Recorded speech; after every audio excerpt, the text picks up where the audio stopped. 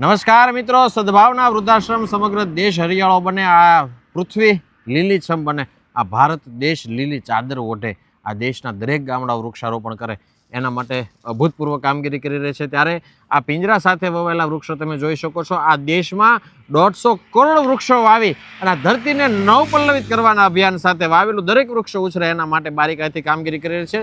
150 કરોડ વૃક્ષો વાવી અને ઉછેરવાના સંકલ્પ સાથે કામગીરી કરી રહી છે. ત્યારે અમારા વૃક્ષ સાથે મિત્ર અમારી સાથે છે રમેશભાઈ. રમેશભાઈ, આપણે 150 કરોડ વૃક્ષો વાવવા છે, તો 150 કરોડ વૃક્ષો વાવતા કેટલો સમય લાગે? બહુ સમય લાગે, અંદાજે આમ ઘણા બહુ વર્ષો લાગે. વર્ષો લાગી જાય? હા. રમેશભાઈ કહે છે કે વર્ષો લાગે, પણ ન લાગે.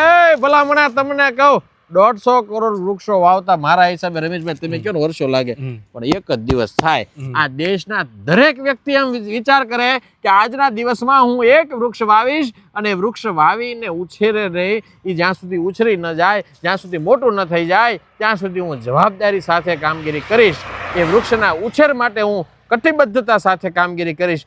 આજના દિવસે દરેક વ્યક્તિ સંકલ્પ કરે તો 150 કરોડ વૃક્ષો વાવતા આ દેશમાં મારા હિસાબે એક જ દિવસ થાય.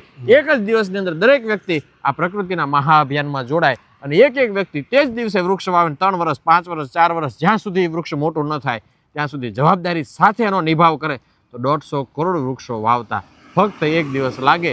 આ દરેક વ્યક્તિએ આ પ્રકૃતિના મહાઅભિયાનમાં જોડાવાની જરૂર છે. એક એક વ્યક્તિ એ વૃક્ષ વાવે, આવતી પેઢીને સારું ભવિષ્ય આપે, આપણી આવતી પેઢી સુખી થાય, આરોગ્યમય જીવન વિતાવે, એવા ભાવ સાથે સદભાવના વૃદ્ધાશ્રમનું 150 કરોડ વૃક્ષો વાવી અને ઉછેરવાનો સંકલ્પ. સદભાવના વૃદ્ધાશ્રમ રાજકોટ. વૃક્ષો છે તો જ જીવન છે.